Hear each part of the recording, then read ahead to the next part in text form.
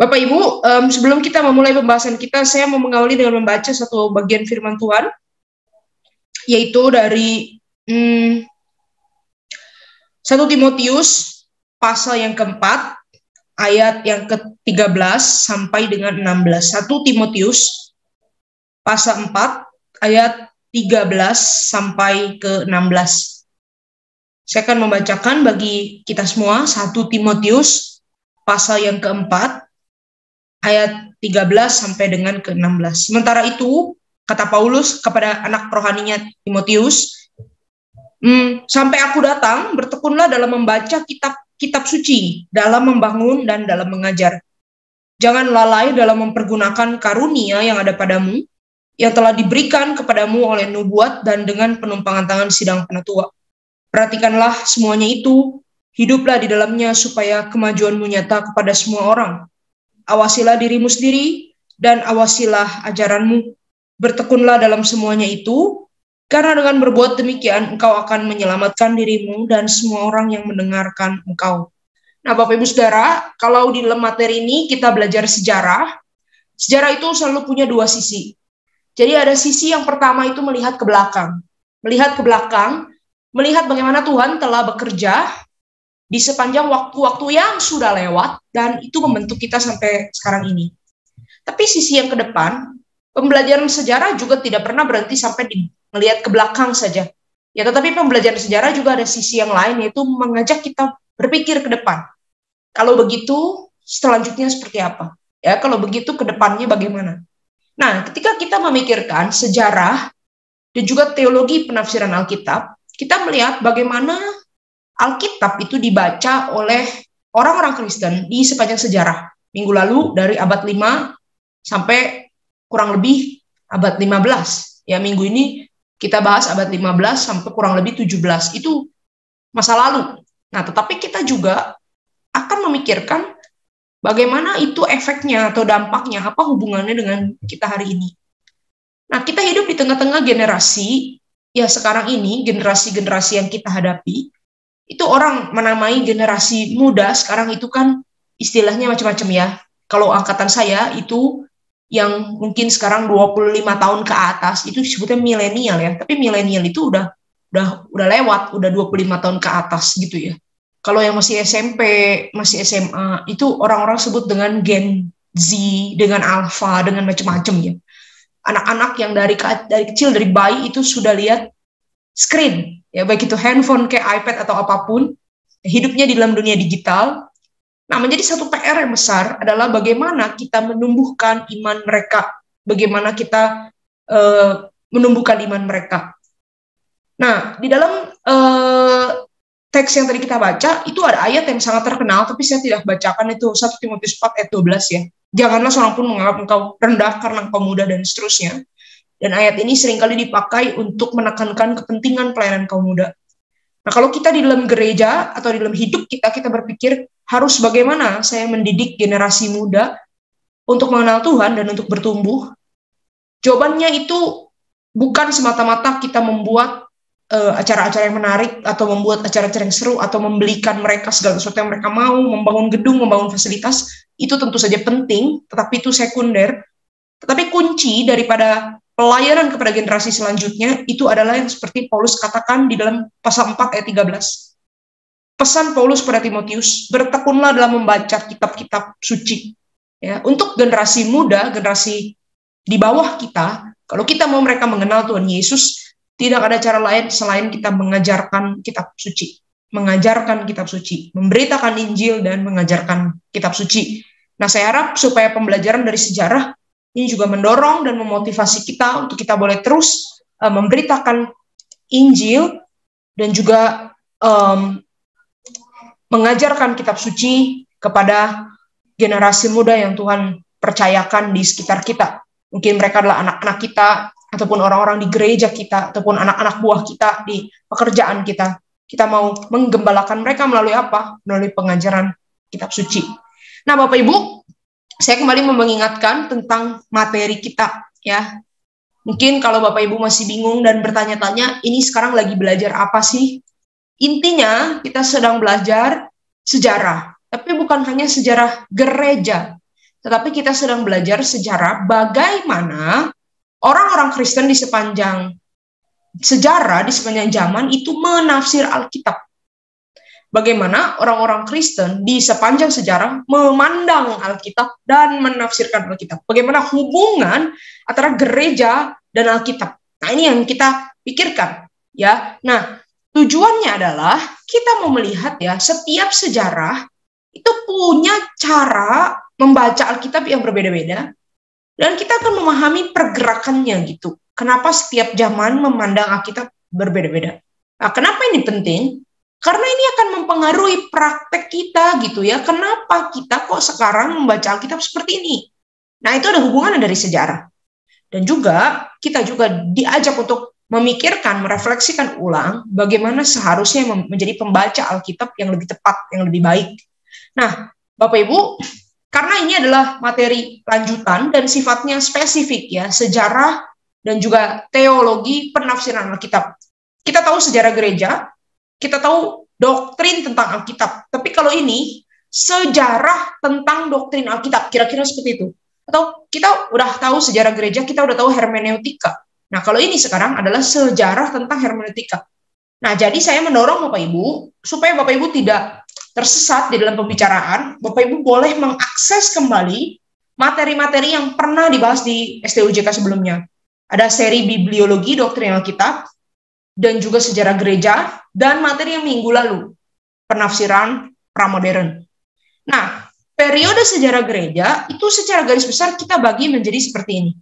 Yang pertama itu ada gereja mula-mula, 4 abad pertama, ya. Lalu kemudian periode pertengahan, abad 5-15. Ini disebut pramodern, sebelum modern. Dan kita sudah bahas ini minggu lalu. Jadi dari abad 1 sampai abad 15 itu pramodern. Hari ini kita akan bahas soal periode modern, ya, periode modern, yaitu masuk ke dalam abad 16, sebenarnya sih dari abad 14 akhir sebenarnya, 14 akhir sampai reformasi itu di sekitar abad 17. Hari ini saya bahasnya sampai abad 17 saja. Nah, minggu depan kita coba masuk ke masa modern akhir abad 18 dan sampai sekarang postmodern abad 20 sekian ya, karena memang itu ada perubahan sejarah yang cukup kentara ya, perubahannya cukup signifikan. Jadi hari ini kita bahas dulu dari akhir abad 14 sampai dengan abad ke-17 ya. Tentu saja membahas 3 abad dalam 1 jam itu tidak mungkin. Jadi yang kita akan lakukan di sini hanya icip-icip saja ya. Saya hanya kasih lihat-lihat sedikit saja ya, supaya Bapak Ibu punya gambaran sedikit saja ya. Minggu lalu kita sudah bahas pramodern, minggu ini reformasi dan modern. Nah, Bapak Ibu tolong perhatikan ini, minggu depan kita libur ya. Minggu depan libur, tidak ada kelas PIK 2. Tanggal 21 tidak ada kelas PIK 2. Nah, kelas PIK 2 akan diadakan kembali 2 minggu lagi tanggal 28. Tanggal 28. Jadi Bapak Ibu tolong catat ini di dalam agenda Bapak Ibu ya. Nah, ini ada beberapa sumber yang saya pakai untuk penafsiran reformasi ya, reformasi. Nah, kita akan memulai pembahasan kita pada malam hari ini. Jadi kalau minggu lalu Bapak Ibu harap mengingat kita sudah membahas dari abad 1 sampai 15, itu disebutnya masa gereja mula-mula dan pertengahan. Nah, sekarang kita masuk ke dalam satu era yang disebut era modern awal. Ya, era modern awal. Nah, modern awal itu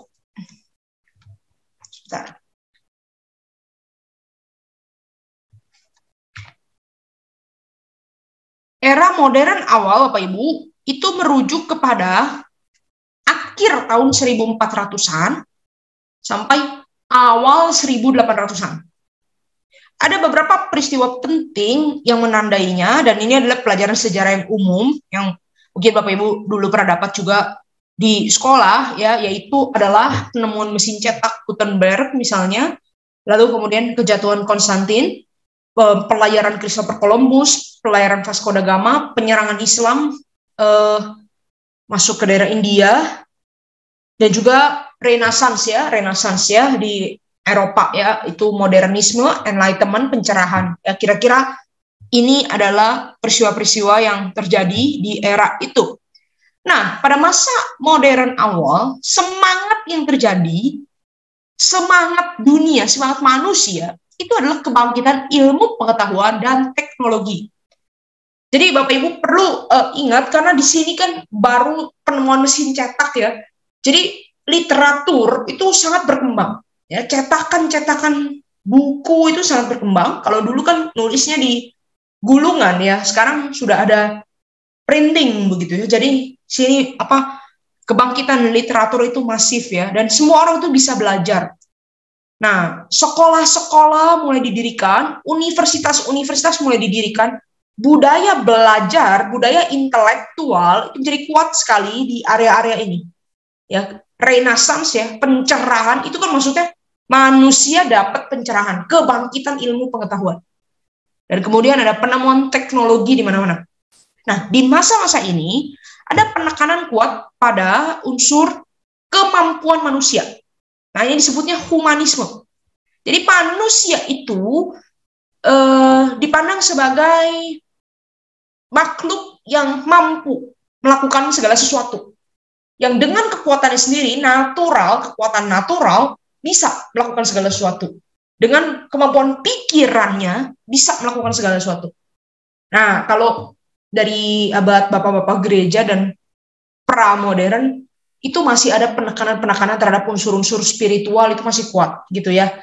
Misalnya ada pemikiran bahwa manusia itu lemah, tapi ada kuasa yang ajaib yang memampukan, begitu ya. Nah, itu masih ada pemikiran-pemikiran seperti itu. Tapi pada waktu modernisme awal, penekanan kuat tuh kepada otak manusia, kepada pemikiran manusia, kemampuan manusia. Jadi manusia itu bisa melakukan segala sesuatu dari dirinya sendiri kalau dia mau. Nah, kira-kira seperti itu. Dan ada satu semangat yang juga menjadi sebuah cara berpikir yang umum di tengah-tengah manusia modern yang disebut ad fontes. Ad fontes itu maksudnya apa? Balik kepada sumber asli dan baca sendiri sumber asli. Nah, ini karena budaya intelektual ya, kembali ya, karena budaya belajar. Kalau zaman dulu kan yang bisa mendapatkan akses kepada literatur itu kan cuma orang-orang sekolahan. Ya, orang-orang sekolahan yang bisa baca buku, bisa baca tulisan, itu kan orang-orang sekolahan ya, dan orang-orang sekolahan itu orang-orang kaya, kelas-kelas menengah, kelas buruh, itu pasti kemungkinan besar tidak sekolah ya, hanya bekerja gitu. Nah, jadi ada kelas kan, sistem kelas. Nah, tetapi di dalam masa modernisme awal ini, karena semua orang jadinya punya akses kepada ilmu pengetahuan, ada satu semangat untuk ya kita semua mau lihat sumber yang asli gitu, melihat literatur tuh langsung kepada sumber yang asli ya. Nah, ini nanti akan berpengaruh kepada penafsiran Alkitab sebenarnya ya. Ini akan berpengaruh kepada penafsiran Alkitab. Jadi dari segi perkembangan zaman, Bapak Ibu, ada dua hal yang membuat studi Alkitab di era modern ini menjadi sangat berkembang. Ya, ada dua hal nih dari segi perkembangan zaman. Ya, yaitu yang pertama adalah penemuan mesin cetak itu tadi.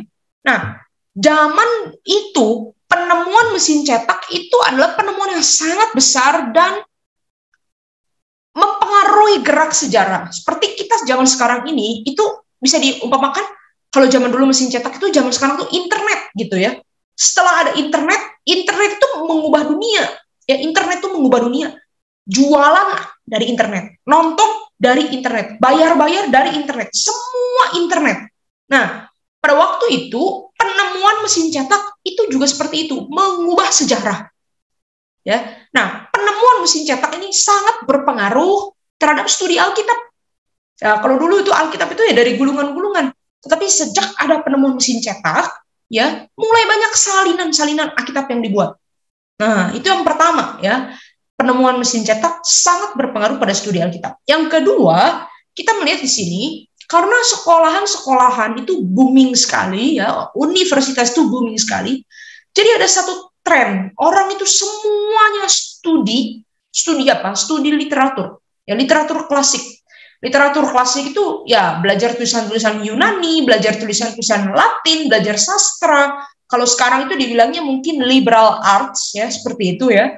Nah, itu booming sekali belajar seperti itu, dan lewat apa? Lewat penelitian dokumen-dokumen asli. Jadi tulisan-tulisan dari orang-orang Latin, orang-orang Yunani dari abad-abad awal, abad-abad pertama itu dibaca dan dipelajari. Nah, ini membuat studi Alkitab juga jadi booming. Semua orang ingin belajar Alkitab, ingin lihat langsung tulisan PL yang bahasa Ibrani itu, tulisan PB yang bahasa Yunani itu, dan ingin lihat langsung terjemahan Latin, dan semua orang ingin belajar. Nah, ini ada satu dinamika nih di dalam sejarah, begitu ya. Seperti kalau sekarang ini kan kita dengan punya internet, ya, semua orang itu kan bisa belajar teologi lewat apa? Lewat YouTube. Ya, cari aja semua video apapun di YouTube itu kan ada, begitu ya. Nah, dari yang teologi yang benar sampai teologi yang nggak benar, semua ada. Nah, jadi ada pergerakan zaman. Nah, ini dari segi zaman. Ini saya tidak bicara gereja ya, ini zaman umum dunia, perkembangan dunia di era modern. Ya, jadi Bapak Ibu pahami dulu situasinya. Situasinya tuh ada pergerakan seperti itu, penekanan kepada ilmu pengetahuan, penekanan kepada kemampuan manusia. Terus kemudian ada tren studi literatur, studi sastra, terus kemudian juga penemuan mesin cetak. Nah, ini tren zaman. Nah, di samping itu, sekarang kita lihat nih, konteks gereja, konteks agama. Ya. Nah, Bapak Ibu perlu ingat bahwa di dalam era reformasi, atau era modern awal, ini yang kita bicarakan ini kalau belum terjadi reformasi ya, sebelum 15-17 itu nggak ada yang namanya Katolik dan Protestan tuh belum jadi dua ya, masih satu Kristen gitu ya, Kristen yang Katolik itu artinya satu gitu ya. Nah, jadi sistem religiusnya itu ya menyatu begitu ya. Nah, ya kita dan Katolik, Protestan dan Katolik itu kan sebelum reformasi itu kan sama, satu gereja begitu ya. Nah, Bapak Ibu pada waktu itu gereja itu adalah lembaga yang sangat berotoritas. Jadi gereja keluarin keputusan apa, itu sangat berotoritas bagi hidup manusia. Termasuk hidup di dalam bermasyarakat, hidup dalam bersosial. Ya, kalau Bapak Ibu ingat pelajaran sejarah gereja di awal tahun yang lalu, tahun 300-an itu kan Kaisar Konstantin itu kan menjadi Kristen. Nah, lalu Kaisar itu meminta dan mengharuskan bahwa agama Kristen itu menjadi agama dunia, gitu ya, agama politik. Nah, ini yang terus kemudian berpengaruh sampai di abad-abad 15 gitu ya, gereja dan negara itu menyatu. Nah, jadi paus, pemimpin gereja, itu punya kekuasaan yang sangat besar sekali. Ya kalau sekarang, kekuasaan pendeta dan penginjil itu kecil sekali. Paling berkuasa juga di gerejanya sendiri, gitu ya. Kalau mau ngomong kuasa begitu ya, domainnya di gerejanya sendiri. Mengatur gerejanya, begitu ya. Gak ada pengaruhnya sama negara. Saya nggak bisa ada kuasa apa-apa untuk menentukan siapa boleh nyalek, siapa enggak, nggak ada kuasa. Nah, tetapi kalau zaman itu, ya pemimpin gereja itu pemimpin negara. Nah, jadi gereja itu punya power itu kuat sekali. Ya, orang dihukum gereja itu dihukum hidupnya gitu. Ya kalau sekarang kan disiplin gereja, paling cuma nggak boleh ikut perjamuan kudus, ya itu cuma satu aspek aja dalam hidup. Sisanya ya hak-haknya tetap bebas begitu.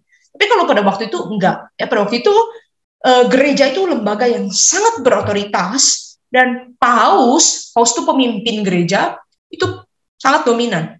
Jadi paus itu udah kayak Tuhan, ya ngomong apa itu harus diikuti dan menentukan arah dunia, arah hidup, arah sosial, arah masyarakat.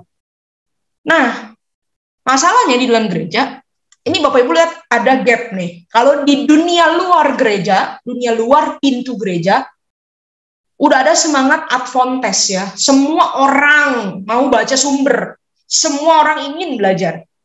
Tapi kalau di dalam gereja belum. Di dalam gereja hanya kelompok pendeta saja, kelompok terpelajar, kelompok paus yang membaca Alkitab. Orang-orang lain ya diem aja, terima aja tafsirannya. Nah, jadi ada keterlambatan nih antara gereja dengan zaman, ada tidak nyambung di sini. Nah, umpamanya begini, kalau Alkitab itu diibaratkan sebagai buku, ya, dan jemaat itu adalah murid, ya, maka bagi paus waktu itu, paus itu gurunya. Dan pemikiran paus adalah begini, murid nggak bisa langsung baca buku. Murid langsung baca buku nggak akan ngerti. Murid langsung baca buku akan sesat.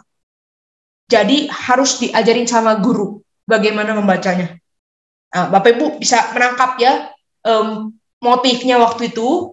Jadi Paus itu merasa jemaat itu ya nggak bisa langsung baca Alkitab. Jadi ada gap antara para pendeta, kaum terpelajar, dengan orang-orang awam. Ya, orang-orang awam tidak membaca Alkitab, dan hanya Paus yang membaca Alkitab, dan orang-orang awam itu hanya terima saja tafsirannya. Nah, ini yang terjadi di dalam gereja. Ya. Nah, pada waktu itu, meskipun sudah mulai berkembang, ya, karena ada mesin cetak dan ada orang-orang yang studi literatur, tapi baru mulai berkembang masalah penerjemahan Alkitab, jadi belum terlalu banyak terjemahan dalam bahasa populer. Pada waktu itu, terjemahan Alkitab masih hanya dalam bahasa Latin saja. Belum terlalu banyak, jadi belum ada terjemahan ke dalam bahasa Inggris. Inggris itu bahasa rakyat, ya. Latin itu bahasa orang terpelajar. Nah, belum ada terjemahan ke dalam bahasa Inggris, ke dalam bahasa Jerman, ke dalam bahasa-bahasa umum populer di masyarakat belum terlalu banyak. Meskipun sudah mulai muncul 1-2, tapi belum terlalu banyak. Nah, di dalam gereja di tengah-tengah keadaan seperti ini yang kita sering bahas kalau menceritakan tentang reformasi. Ada terjadi penyimpangan ajaran dan juga penyalahgunaan otoritas religius dari Paus.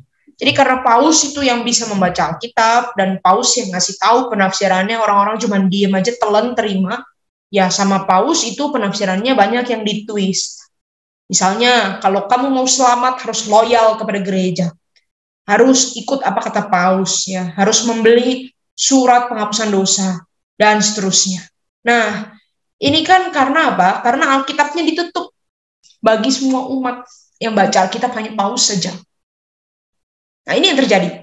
Nah, ngomong-ngomong, Bapak Ibu, tidak semua juga mengajarkan yang sesat gitu ya. Jadi kita kalau membaca sejarah itu, kita tidak boleh membaca sejarah itu hanya satu macam gitu ya. Disebutnya istilahnya monolitik gitu ya.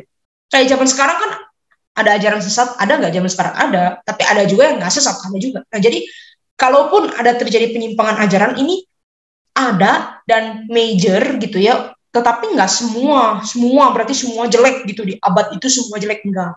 Nah, kesalahan besar daripada orang-orang Injili dan juga orang-orang gereja reform, ya, kita berpikir gereja kita tuh baru mulai abad 15-17. Jadi semua sebelum itu salah gitu. Nah, memang pada waktu itu di abad 15-an ada penyimpangan ajaran ada. Tapi bukan berarti dari abad 1 sampai 15 semua salah. Buang sejarah, nggak usah buang aja. Pokoknya kita mulai reformasi itu abad ke-16, jadi kita tuh tiba-tiba lahir muncul di abad ke-16. Enggak. Nah, para reformator, Luther, Calvin, Zwingli, dan teman-temannya, itu juga mereka banyak belajar dari sejarah gereja, dari bapak-bapak gereja. Jadi, kalaupun ini ada satu kesalahan di abad tertentu, kita jangan juga buang langsung semuanya lalu berpikir, oh, sebelum reformasi itu semua sesat. Enggak juga. Ya, kita bisa belajar banyak juga dari peristiwa-peristiwa sebelum reformasi. Nah, kira-kira di tengah-tengah situasi religius yang seperti ini abad 15-an, ya, muncul keinginan dari orang-orang awam untuk membuat terjemahan-terjemahan Alkitab ke dalam semakin banyak bahasa. Kalau dulu terjemahan cuma bahasa Latin, nah sekarang udah mulai ada keinginan untuk menerjemahkan ke dalam bahasa-bahasa lain. Tujuannya apa? Tujuannya supaya Alkitab itu terbuka, aksesibel, dan bisa dibaca sebanyak mungkin orang. Nah, tidak hanya untuk milik Paus, tetapi harusnya Alkitab itu bisa dibaca oleh semua orang. Banyak kaum awam itu maksudnya bukan pendeta, tapi terpelajar. Jadi mereka tuh kuliah di universitas-universitas. Banyak kaum awam terpelajar, ini salah satunya Luther ya. Luther itu kan, Martin Luther itu bukan pendeta. Dia kaum awam, tapi kuliah apa? Kuliah hukum. Ya, Martin Luther meneliti sumber-sumber asli, meneliti salinan-salinan Alkitab, dan kemudian coba untuk menerjemahkan. Ya, coba untuk menerjemahkan. Semakin orang menerjemahkan, semakin orang baca, semakin orang melihat, oh ternyata yang Paus ngomong ini salah. Ya, Alkitab nggak ngomong gitu. Alkitab bilang keselamatan tuh by grace, by faith alone. Kok kata Paus kok suruh taat pada gereja, suruh perbuatan baik, suruh membeli penghapusan dosa. Wah, ini salah gitu ya, karena orang sudah mulai belajar membaca. Sehingga mulai timbul perlawanan terhadap otoritas religius. Nah, mulai timbul reaksi orang-orang awam mulai bersuara melawan pendeta-pendeta paus-paus yang tidak benar. Penekanannya, Bapak Ibu perlu perhatikan. Reformasi itu bukan semata-mata orang awam melawan pendeta, bukan. Bukan juga Kristen lawan Katolik, bukan. Tapi penekanannya adalah begini. Luther ingin mengatakan, dan juga orang-orang yang menjadi tokoh-tokoh reformator pada waktu itu, harus Alkitab yang kembali menjadi satu-satunya otoritas dalam gereja dan dalam hidup kita. Kita harus diatur oleh Tuhan lewat Alkitab, bukan diatur oleh manusia siapapun termasuk Paus. Ya, ini poinnya. Jadi poin reformasi itu sebenarnya kalau kita lihat ya bukan semata-mata perlawanan ya melawan yang berkuasa, bukan, tetapi mau menekankan kembali bahwa Alkitab harus menjadi satu-satunya sumber otoritas tertinggi. Alkitab harus diutamakan. Gereja harus kembali kepada ajaran Alkitab, bukan ajaran Paus. Tadi Paus bilang ya, kalau murid atau jemaat langsung baca buku, baca Alkitab, itu bisa salah, bisa sesat. Harus diajarin dulu sama Paus. Nah, cara pikir Luther di sini kebalik. Paus, guru itu bisa salah. Guru bisa salah. Tahu dari mana ajaran guru benar atau salah? Dari baca buku. Jadi semua orang harus baca Alkitab. Biar bisa menilai praktek gereja ini lurus atau enggak. Nah, Bapak Ibu, jadi Bapak Ibu kita perhatikan ya. Semangatnya reformasi itu intinya ada dua. Intinya ada dua. Semangat reformasi Protestan intinya ada dua. Yang pertama apa? Alkitab harus jadi satu-satunya otoritas. Bukan otoritas manusia yang tertinggi, tapi otoritas Alkitab yang tertinggi. Itu pertama. Kedua, Alkitab harus bisa dibaca sebanyak mungkin orang secara langsung. Alkitab bukan cuma punya pendeta, tetapi juga milik semua orang termasuk orang awam. Nah, ini kira-kira pemikiran reformasi. Loh, tapi tadi katanya kalau umat atau murid langsung baca Alkitab nanti nggak ngerti, nanti bisa salah. Nah, di sini Luther punya dasar pemikiran. Ya, Luther, Calvin, dan teman-temannya punya dasar pemikiran. Bibliologi dalam reformasi itu ada dua keyakinan mendasar. Yang pertama, keyakinan tentang kejelasan kitab suci. The clarity of the scripture. Jadi, prinsipnya apa? Prinsipnya Alkitab ini jelas maknanya dan bisa dipahami oleh semua orang yang membacanya. Alkitab itu bukan buku kode, buku sandi-sandi yang tidak jelas, harus dipecah-pecahkan, enggak. Tapi Alkitab itu jelas. Tuhan menyatakan diri di dalam dan melalui Alkitab. Jadi orang baca Alkitab jelas, clear, ngerti maksudnya Tuhan, bukan kode-kode. Ya, ada kejelasan kitab suci. Yang kedua, kecukupan kitab suci. Sufficiency of scripture. Maksudnya apa? Maksudnya kitab suci keseluruhan, PL dan PB, itu utuh, lengkap, dan cukup untuk menyampaikan maksud Allah bagi pembacanya. Singkatnya seperti ini, kalau orang di dunia ini ya terdampar di satu pulau terpencil, tidak ada manusia, cuma pegang satu Alkitab, dia bisa kenal Yesus. Kenapa? Karena Alkitab itu cukup ngejelasin semua yang kita butuh untuk hidup yang kekal. Nah, ini dasar pemikiran bibliologi reformasi. Karena Alkitab jelas, karena Alkitab sendiri udah cukup, nggak perlu ditambah-tambahin dengan dokumen-dokumen yang lain atau ajaran-ajaran Paus, maka semua orang bisa baca. Nah, inilah mulai perkembangan pembacaan dari orang-orang yang bukan pendeta, dari orang-orang yang disebut reformator. Ya. Luther itu sarjana hukum, sekali lagi ya, bukan pendeta. Ya, kalau dulu kan pendeta harus masuk ke dalam kepausan begitu ya. Nah, tapi di sini mulai timbul gerakan-gerakan dari jemaat ya yang membaca Alkitab dan kemudian ingin mengembalikan. Ayo, Alkitab harus jadi sentral ajaran yang sehat di dalam gereja. Nah, sampai di sini dulu, Bapak Ibu. Apakah ada pertanyaan, ada diskusi? Silakan kalau ada.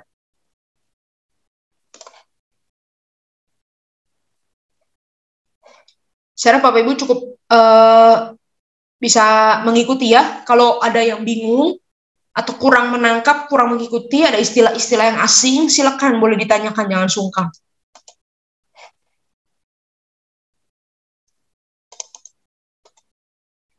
Apakah ada?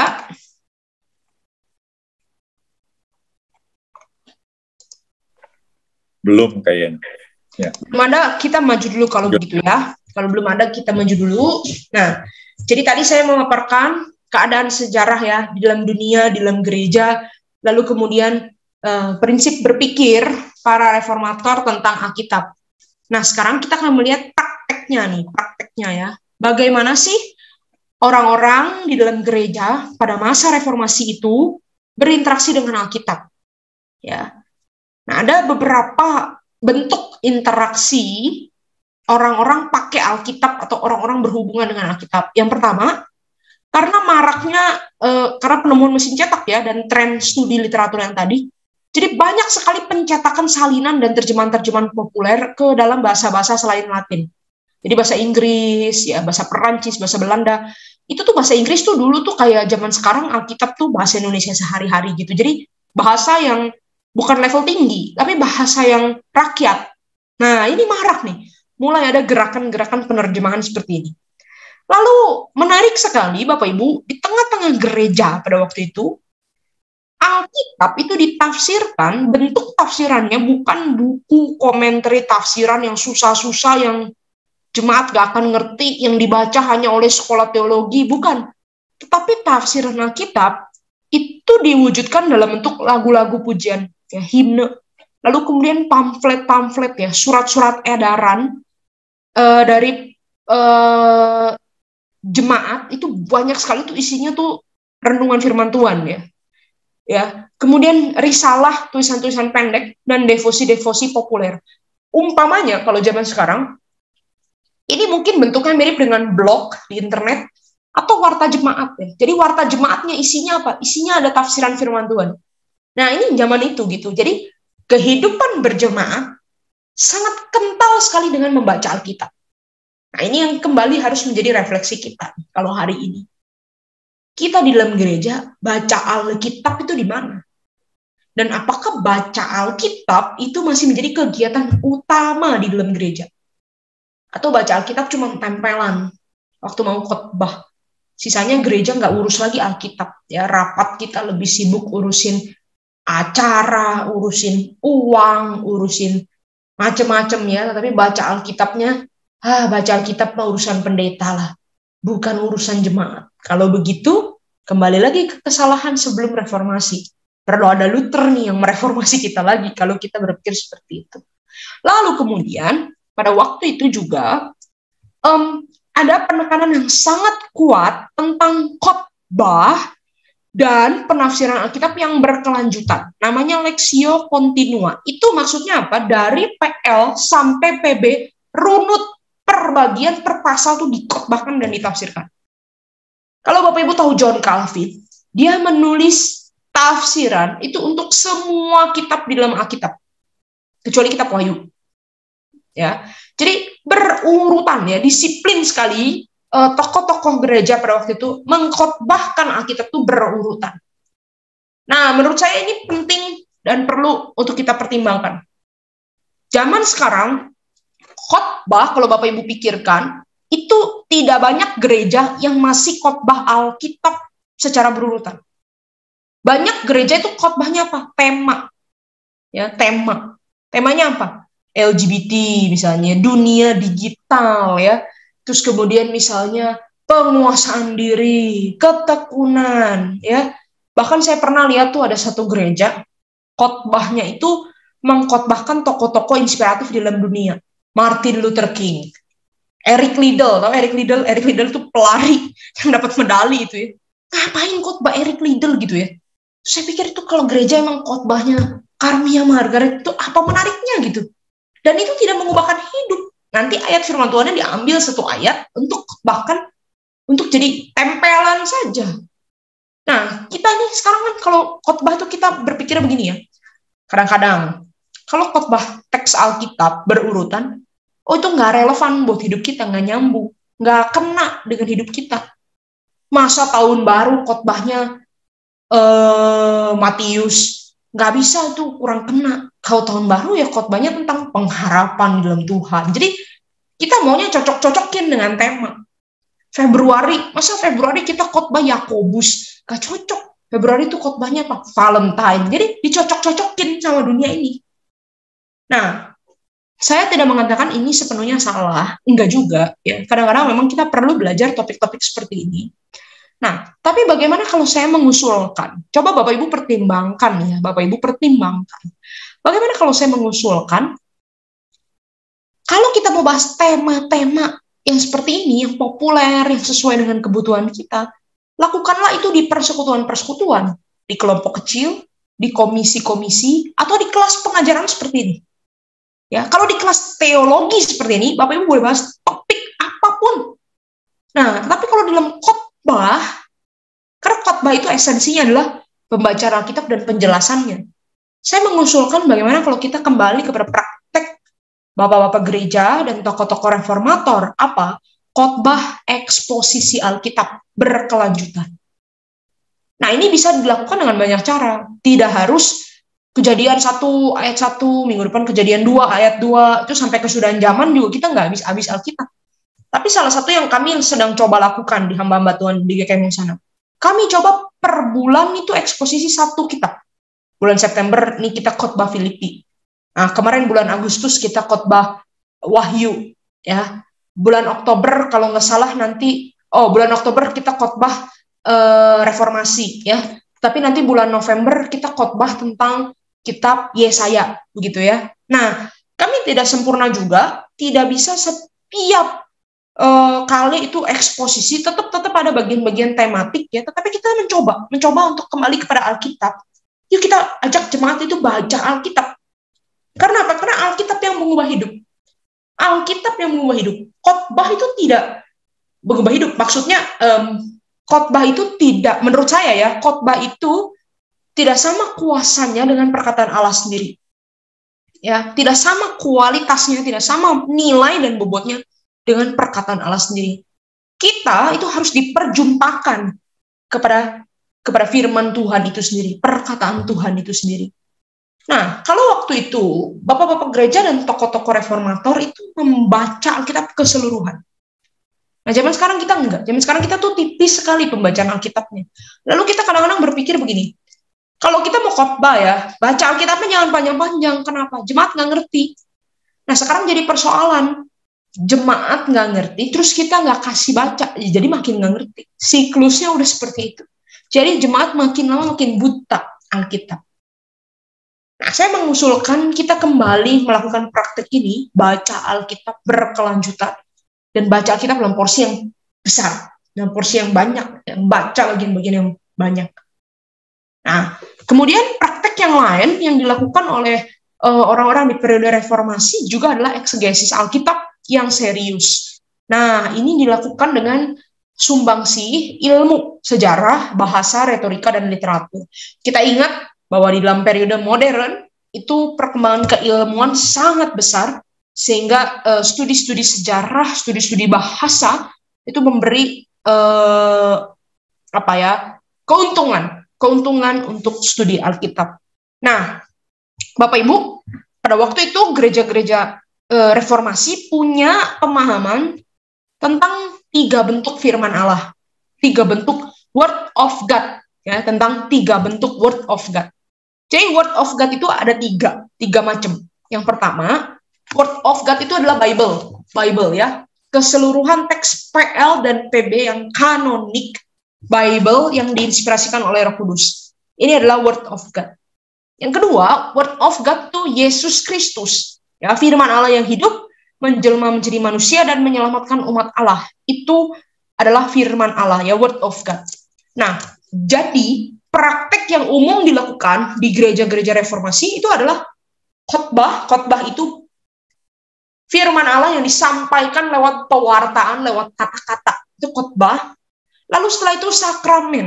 Sakramen itu firman Allah yang diperagakan, action, deeds ya. Jadi word and deeds, kira-kira seperti itu. Jadi khotbah itu firman Allah lewat kata-kata. Nah, lalu kemudian sakramen itu tindakan nyata. Nah, menarik sekali. Orang-orang di dalam era reformasi itu punya satu pemahaman lagi tentang firman Allah. Ya, bagi mereka khotbah itu adalah firman Allah. Khotbah itu adalah firman Allah. Ya, khotbah itu sarana anugerah yang melaluinya Kristus dihadirkan dalam perwartaan, dan khotbah itu sifatnya sakramental. Tetapi bukan berarti khotbah itu sakramen. Sakramen tetap hanya dua, perjamuan kudus dan baptisan kudus. Tapi khotbah itu sakramental maksudnya apa? Ketika pendeta berkhotbah, Kristus itu benar-benar hadir. Nah, itu pemahamannya mereka pada waktu itu. Ya, nah, bagaimana kita mengerti dan menerima khotbah adalah firman Tuhan gitu ya? Kalau bapak-bapak gereja dan para reformator waktu itu mereka punya pandangan seperti ini. Ketika seorang hamba Tuhan berkhotbah, maka kata-kata yang keluar waktu dia khotbah itu kata-kata yang kualitasnya lebih tinggi dan berbeda daripada waktu dia bukan khotbah. Jadi khotbahnya waktu khotbah itu adalah firman Allah. Tapi waktu tidak khotbah itu tidak firman Allah, itu kata-kata dia biasa, manusia biasa. Nah, jadi waktu saya khotbah itu firman Allah tuh yang keluar. Tapi waktu saya ngomong biasa, bukan khotbah, itu bukan firman Allah. Itu kata-kata yang sifatnya biasa gitu ya, levelnya lebih rendah daripada waktu khotbah. Nah, bagaimana kita memahami hal ini? Kalau saya pribadi, Bapak Ibu tanya pandangan saya sendiri merasa khotbah itu bisa menjadi sarana Kristus hadir dan dinyatakan. Itu saya percaya.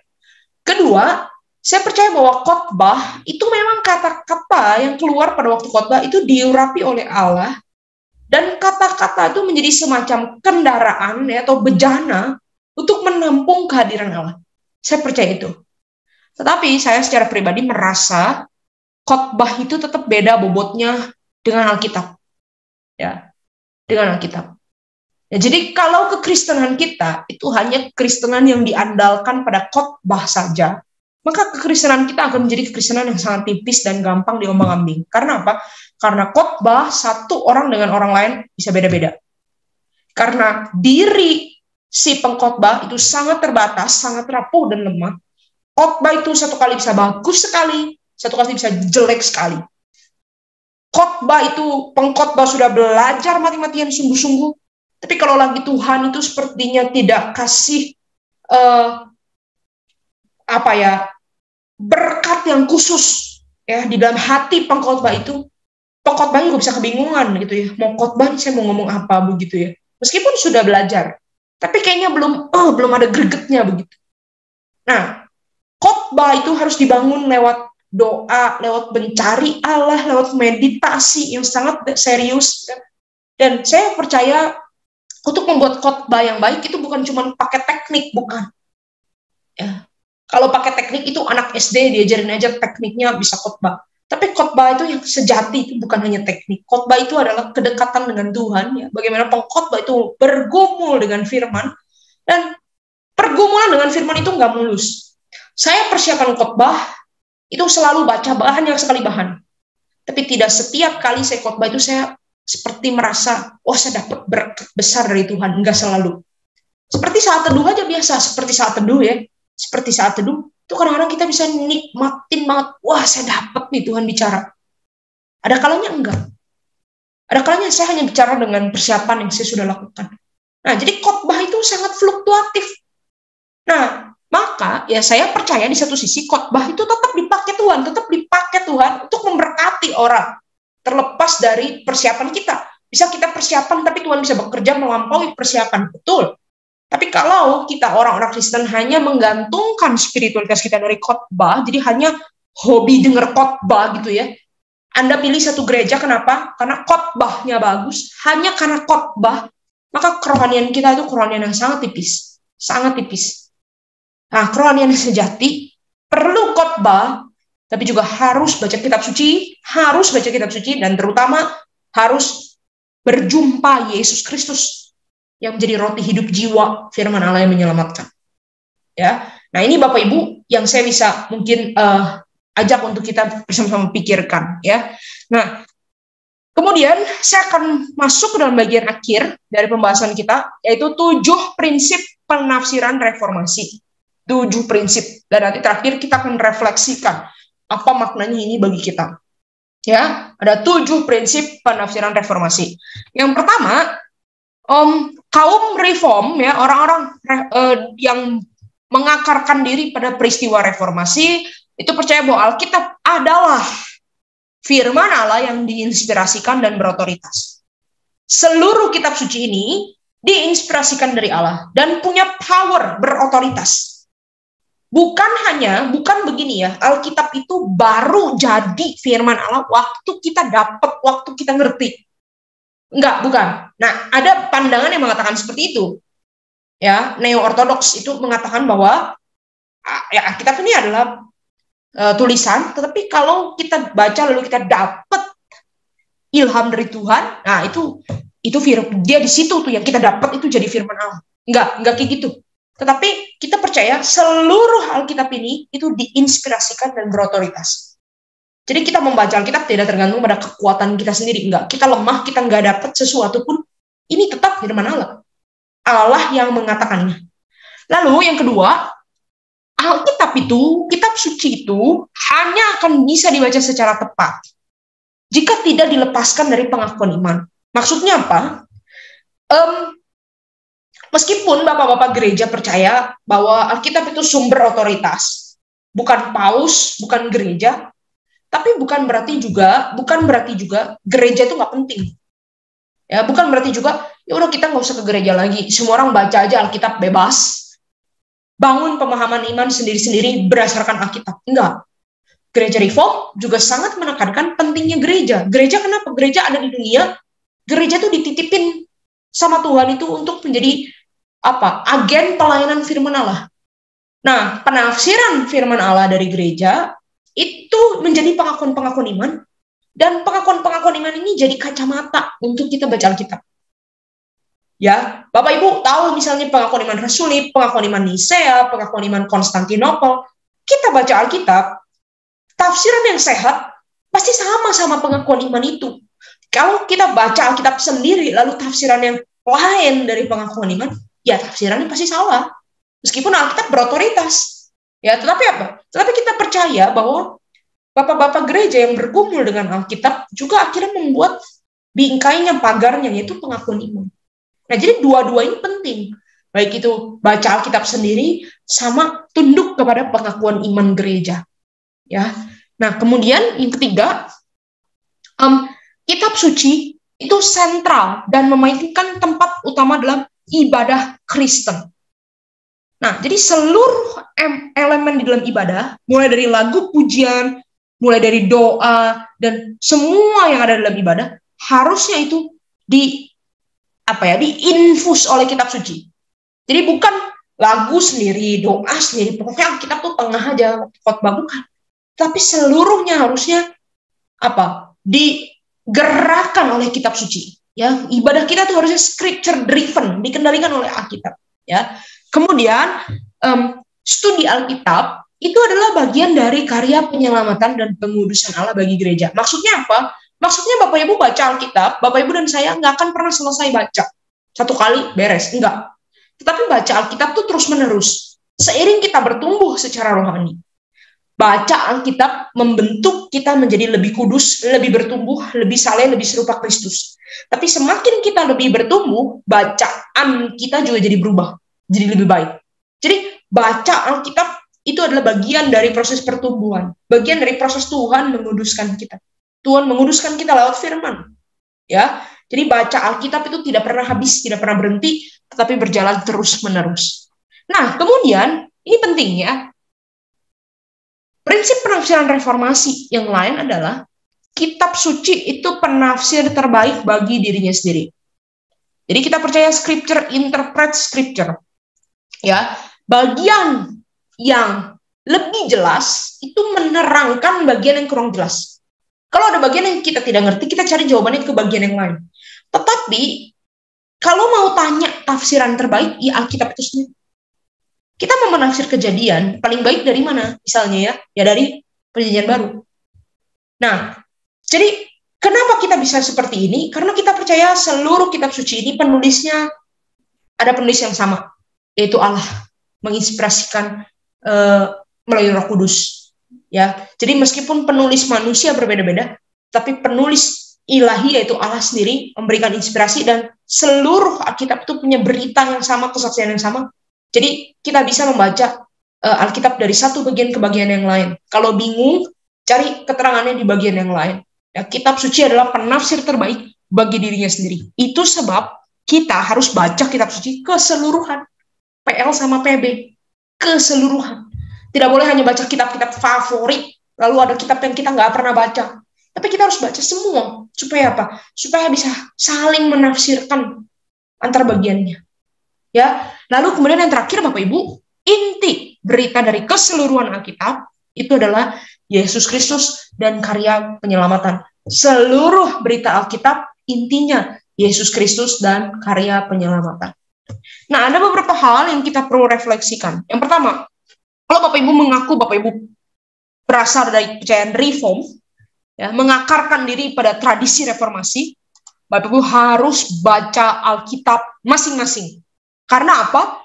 Karena reformasi itu penekanannya adalah kitab suci terbuka bagi semua orang.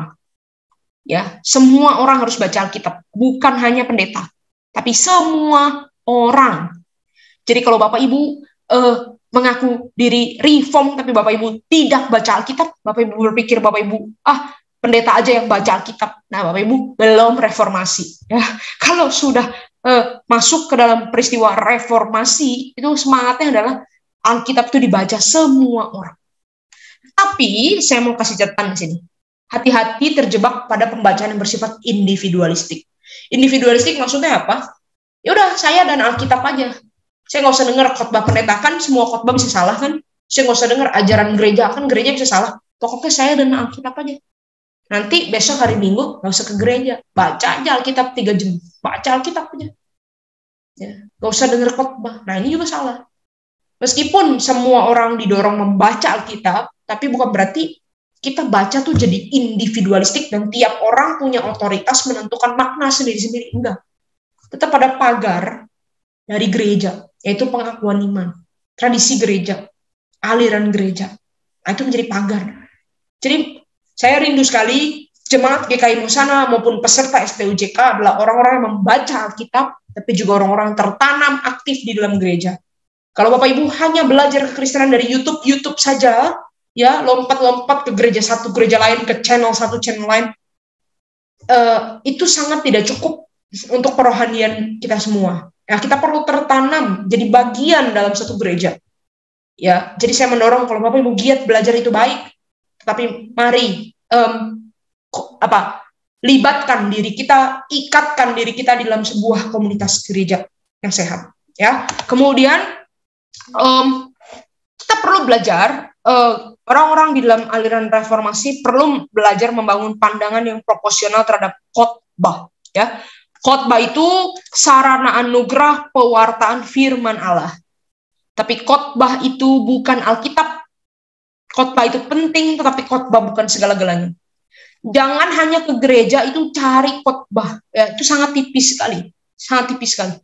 Bapak Ibu ke gereja itu bukan hanya cari khotbah. Ke gereja Bapak Ibu ngapain? Bapak Ibu memberi diri bagi orang lain. Ke gereja Bapak Ibu itu ketemu dengan saudara seiman.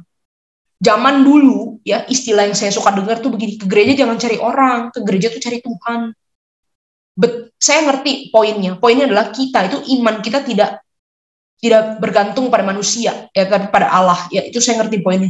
Tapi saya juga kurang setuju dengan istilah itu. Ke gereja tuh jangan cari orang, ke gereja tuh cari Tuhan. Ya, kalau mau cari Tuhan, Tuhan ada di mana-mana, nggak usah ke gereja. Tuhan ada di kamar. Kalau cuma mau cari Tuhan, di kamar aja terus, doa terus. Poinnya kita ke gereja ngapain? Ya ketemu orang. Ke gereja kita ngapain? Ketemu orang bukan hahaha ya, bukan hanya mau tambah koneksi bisnis atau cari teman, cari jodoh, bukan. Tetapi ke gereja itu Saya mau memberi hidup saya ini menjadi saudara bagi orang-orang seiman. Dan saya butuh saudara-saudara seiman ini untuk menguatkan iman saya. Itu desain Tuhan, berkomunitas. Ya. Nah, jadi khotbah itu adalah satu bagian di dalam gereja, tapi bukan segala-galanya. Ya. Nah, saya mau katakan Bapak Ibu tidak cukup kalau Bapak Ibu berpikir satu gereja itu sehat, kenapa khotbahnya bagus sekali. Tidak cukup. Itu hanya satu aja. Tapi masih banyak ya hal lain yang menjadi alasan Tuhan kenapa Tuhan menempatkan kita dalam sebuah gereja. Bahkan gereja yang khotbahnya tidak melulu bagus. Poinnya apa? Poinnya Tuhan ingin kita saling memberi diri. Ya. Semakin saya belajar berkhotbah, sering berkhotbah, saya menyadari khotbah itu begitu lemah gitu ya. Saya tidak selalu bisa khotbah yang baik. Begitu pula dengan rekan-rekan yang lain. Nah, itu sebabnya selalu menjadi doa kalau saya mau berkhotbah, itu meminta kepada Tuhan, jangan hanya kita ini jadi jemaat itu puas dengan khotbah. Ya. Kalau khotbah bagus, kita puji-puji hamba Tuhan. Oh, gila khotbahnya bagus loh. Gereja ini khotbahnya bagus. Tapi nanti kalau khotbahnya udah nggak bagus, kita tinggalin. Jadi kita hanya, itu seperti di dalam surat 1 dan 2 Timotius itu, manusia di akhir zaman hanya mau dengar yang menyenangkan telinganya, mencari guru-guru untuk memuaskan diri sendiri. Apa bedanya? Khotbahnya bagus. Ini udah selesai khotbahnya nggak bagus, tinggalin, cari guru yang lain. Khotbahnya bagus, lebih bagus. Nah, mengingatkan diri dalam sebuah gereja itu bukan hanya karena khotbah, bukan. Tetapi karena saya mau memberi diri bagi gereja ini, bagi jemaat, menjadi saudara yang berjalan bersama-sama mengiringi Yesus. Dan khotbah itu penting, tapi khotbah bukan pengganti Alkitab. Bapak Ibu perlu baca Alkitab sendiri. Ya, makanya ini harus seimbang, nggak boleh ekstrim-ekstrim.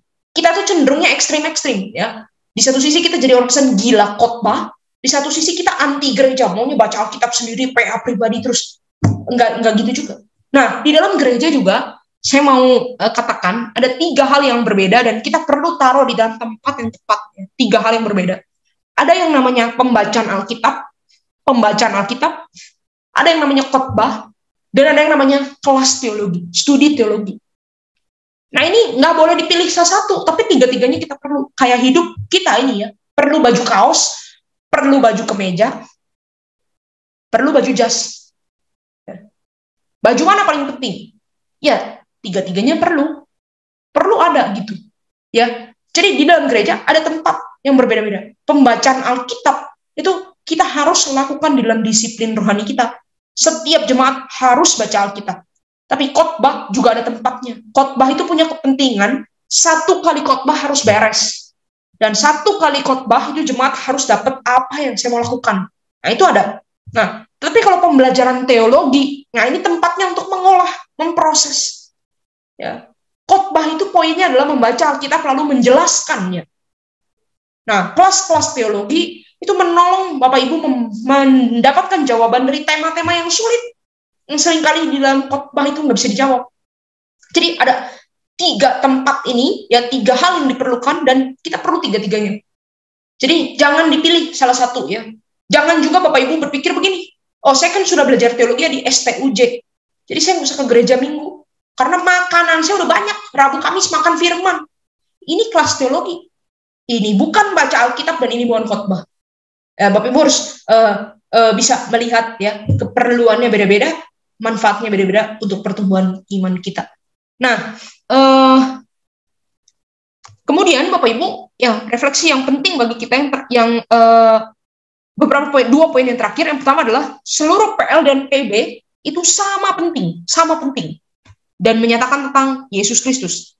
Jadi Bapak Ibu perlu untuk membaca seluruh PL dan PB, bukan hanya pentingin PB saja atau favorit PL saja, bukan, tapi seluruh ya PL dan PB.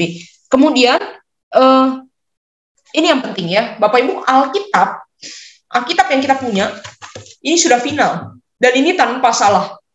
Tapi saya mau katakan begini, penafsiran Alkitab tidak final dan tidak tanpa salah. Saya bisa salah menafsir nggak? Bisa. Nah, jadi gimana tahu penafsiran yang benar atau enggak? Diuji dengan apa? 1, semua umat baca Alkitab, biar nggak diburu-buruin. Ya. Kedua, uji penafsiran Alkitab dengan pengakuan iman. Ya. Uji penafsiran Alkitab dengan pengakuan iman. Tetapi di sisi yang sebaliknya juga, Alkitab itu juga harus boleh mengoreksi tradisi gereja kita. Alkitab harus boleh mengoreksi tradisi gereja. Kalau ada tradisi gereja yang salah, diperbaiki oleh Alkitab, oleh firman Tuhan. Nah, tapi membaca Alkitab juga, karena pembacaan kita pribadi ini bisa salah, maka komunitas itu jadi pagarnya. Ya. Pengakuan iman itu jadi tes case-nya, ya, jadi pengujinya, ya, untuk penafsiran kita benar atau keliru. Nah, kira-kira sampai di sini yang bisa saya sharingkan untuk kita semua. Puji Allah, puji Allah, puji Allah Tritunggal. Mulia-mulia bagi Allah, pemberi kurnia keselamatan.